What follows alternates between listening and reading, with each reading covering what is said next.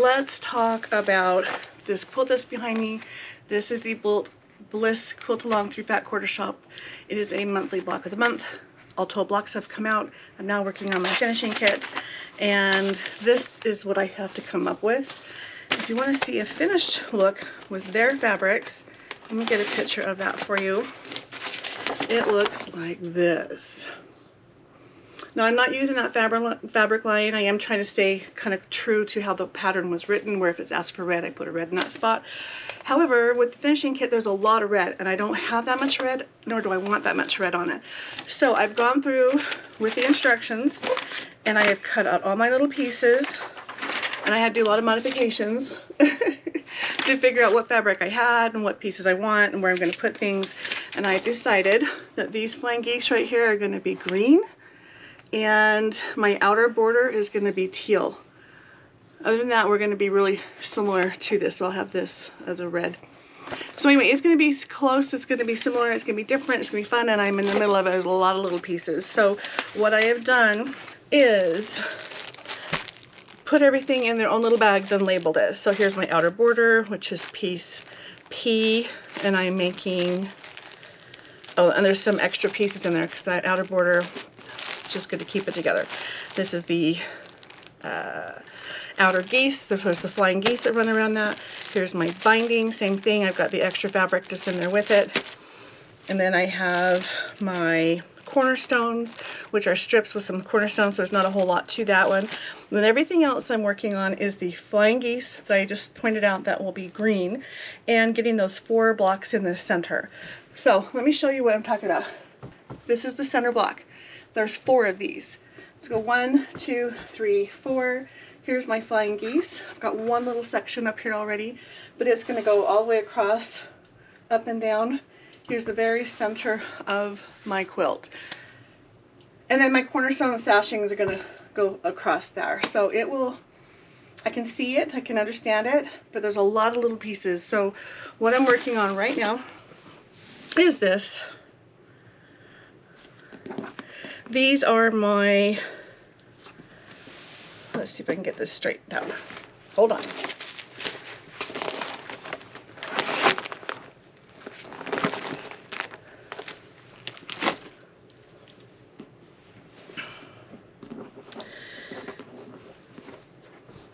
So we are going to make more of these. So I've made 1. And then I've got 3 other sets ready to go and in different stages of it. So first thing we're going to do is take this rectangle right here. Those of you that are making this block, I'm going to be able to give you the letter that the piece is assigned, but not the measurements. Okay, but it does say take F and G. Now F is this little rectangular piece, and G are these teeny tiny little squares. And we're going to go through and sew on one side, which I've already done here. Let's see, do I have any in the middle stage? I don't. That's okay. So we're going to sew it on an angle, fold it back, press it, and then here we are with this one. Now I'm putting the other side on. I've already sewn this on, just a matter of cutting it off and pressing, and then I will be making a lot of these, and these are what go around 3 sides of my star, and actually 2 sides of my star, because these have a different piece in the corner, so I'm only doing the red on the outer pieces.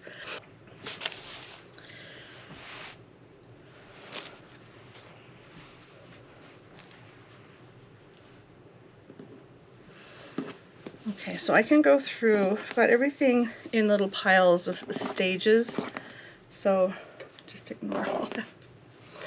Okay, so these are ready to be cut up. Like I said, I've already chain pieced the first piece, cut that off, press it back, and then I'm going to do this to all of them.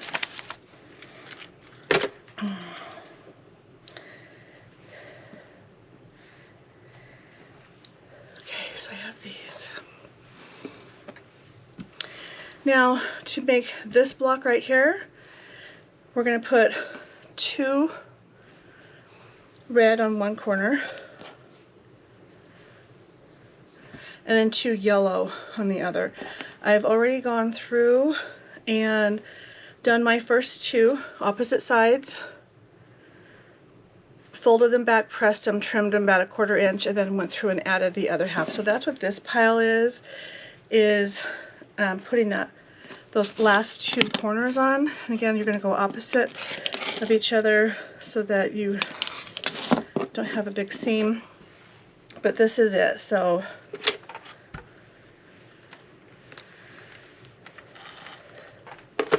now I'm going to square that up, because obviously that is not square. But that's what we're making, is a bunch of snowball corners.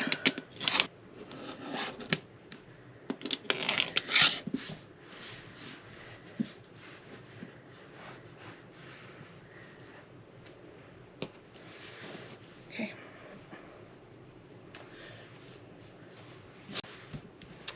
So I have got all my blocks that surround my star now.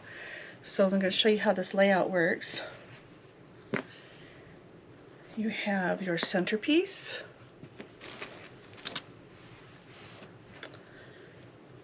Let's see here.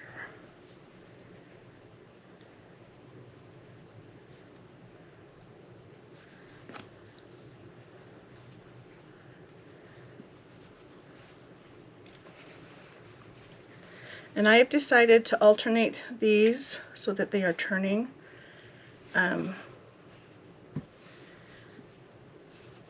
Because it's directional, that's just what my preference is, and I'm going to make it look just like that block as far as their placement, so these are still up and down.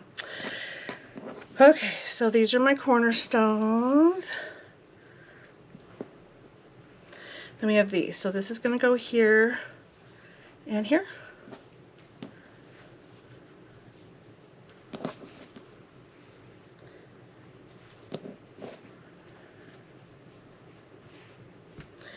And we have these. So the way this works is this is your yellow block, and these points that are yellow need to face in.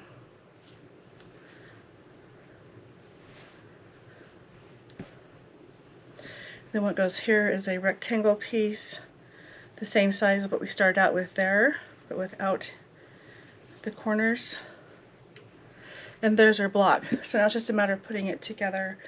And honestly, I get stumped on these white pieces. Make sure they're going, laying in the right direction.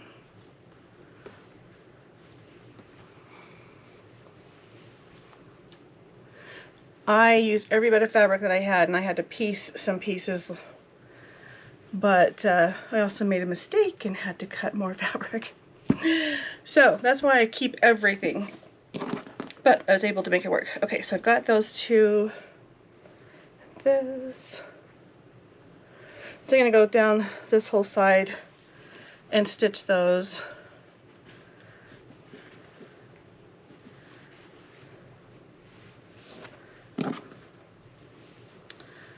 And then do the same here.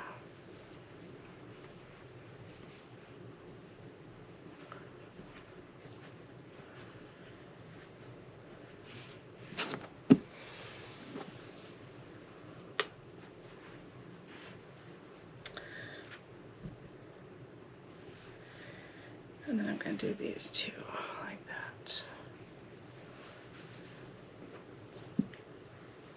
Let's go sew.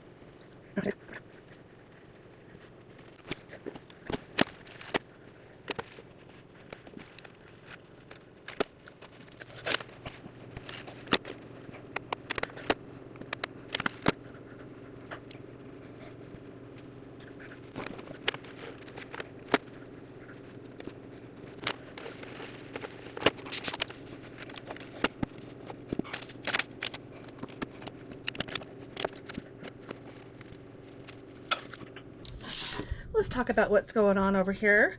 I am now making the flying geese.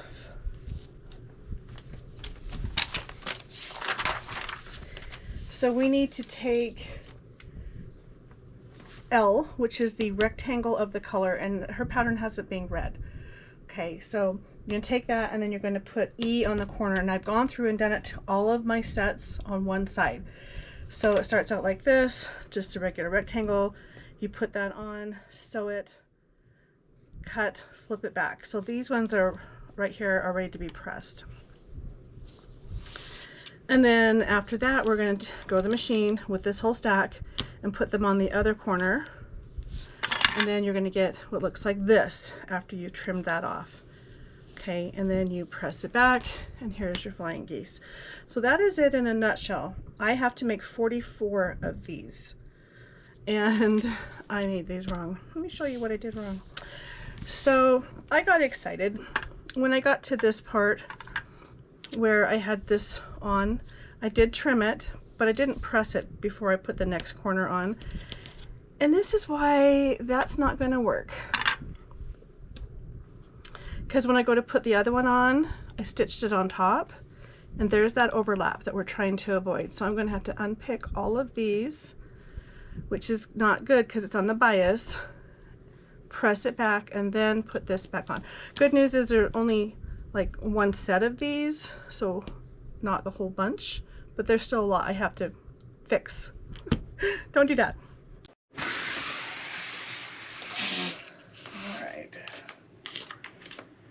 Sorry that happened. I know, it's a bummer. Like, dang it, you see it too, huh? These blocks belong here. So all 4 of these are supposed to be the same. Oh, I see why. And now it just doesn't look right.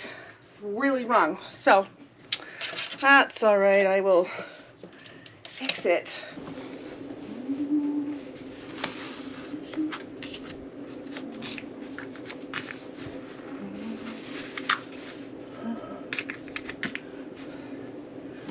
It has not been pressed yet, but I now have all 4 blocks in the middle. And I didn't realize until I was unpicking that I actually had a block here, one of these, and down here. So I had to like unpick and get 4 different quadrants and just turn them so that they all have this in the middle. And honestly, I don't think I'm in the same order that she intended the outside ones to be. I don't think it matters, and this is how it's turning out for me. But now I have all 4 of these here, and all of my flying geese are flying to the middle. I haven't pressed it, so it's still kind of unflat. But that was easier to do than I thought, and I still didn't like doing it, so it's fixed. Pay attention, pay attention. Don't do what I did. Alright, now we're on to the flying geese for the outer section. So right now I have all this done, and we're on to this part, which is the flying geese that goes around it. And there's a lot of little pieces, but I'm making 12 flying geese units.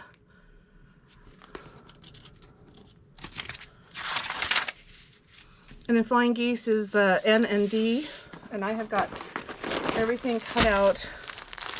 This is my outer geese. So here's my extra pieces, the binding, more extra pieces, and the outer border. So on the outside of this, it's going to be this green. So this part right here is going to be the teal, I mean. So let's move on to that.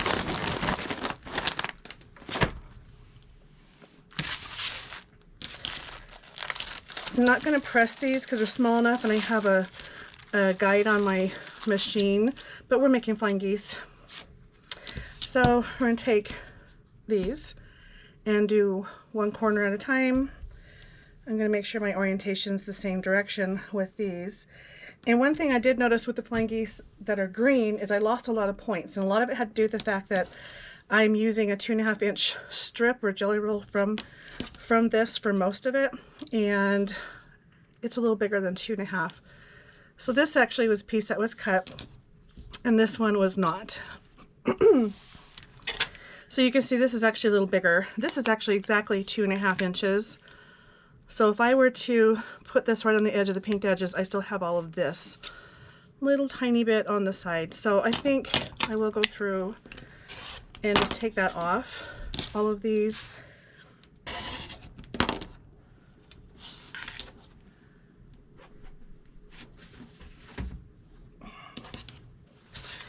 Alrighty. Now taking my little squares.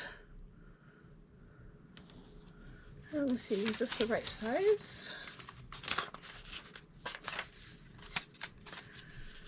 MMD.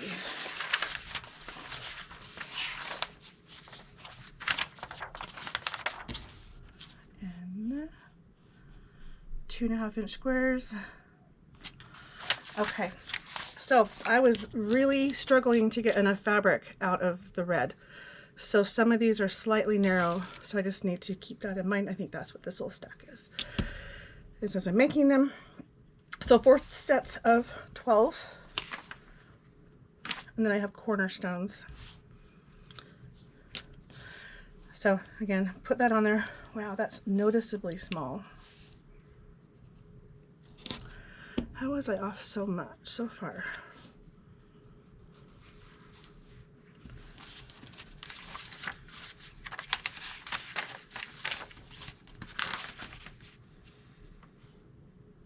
Two and a half. I cut them at 2 1/4. I don't have any more red to cut into. I have a feeling they're all cut that way.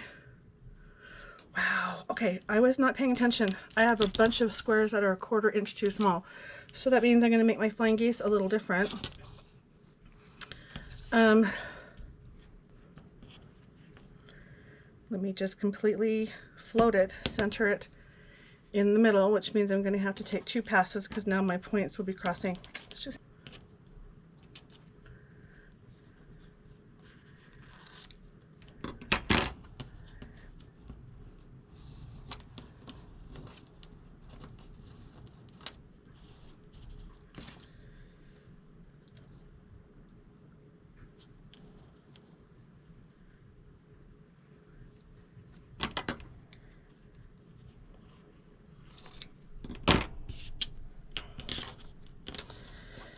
okay.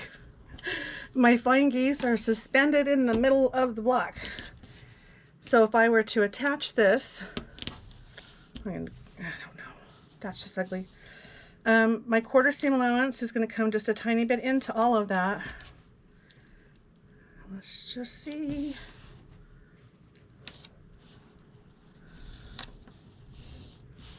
There we go. We actually have a point. Okay, so that's what I'm going to do. I'm going to center the red in the middle of the block so it's kind of floating. And then all of my seams are going to have to pick up over here. And I'm doing a generous 1/4 inch seam. So it's a little fat. Where's my... Yeah, it's a 1/4 plus like 1 or 2 threads. So I've gone in a little bit more just to pick it up. That works. So I'm going to make a bunch of little blocks like this and then make 4 sets of these with 12 geese, and they will go 1 on each side of the quilt. Oh geez, see, you know what, here I am not even thinking. They don't go this way, they go side by side. Oh, that makes this even harder. Okay, well, let me unpick these while I figure out what I'm doing.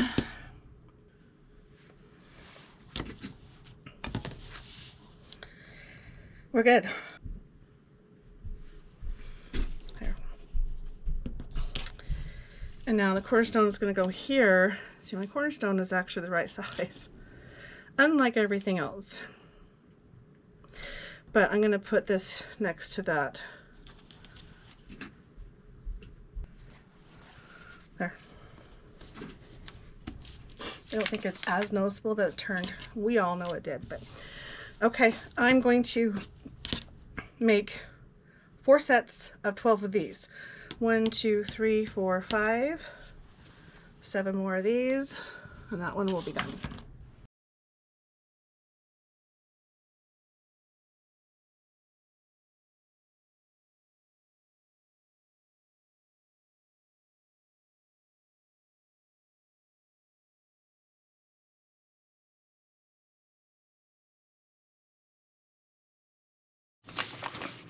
I am done with this quilt. What do you think?